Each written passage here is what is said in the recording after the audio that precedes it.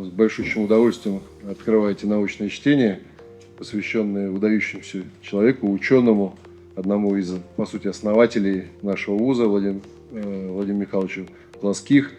Ну, никому не надо, да, наверное, рассказывать, кто это. Это историк с большой буквы, исследователь, человек, стоявший у оснований кафедры истории и самого института, как я уже сказал. Владимир Михайлович принадлежит к плеяде выдающихся историков, первооткрывателей, тех самых, кому вместе с замечательной супругой, профессором Валентиной Алексеевной Воропаевой, он посвятил много страниц своих трудов. Огромный пласт истории Кыргызстана, Центральной Азии, отношений россиян и кыргызов и наших стран.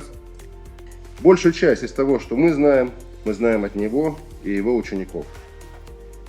Сами по себе фигуры Владимира Михайловича и Валентины Алексеевны стали олицетворением уникального феномена общей культуры и духовного единства наших народов.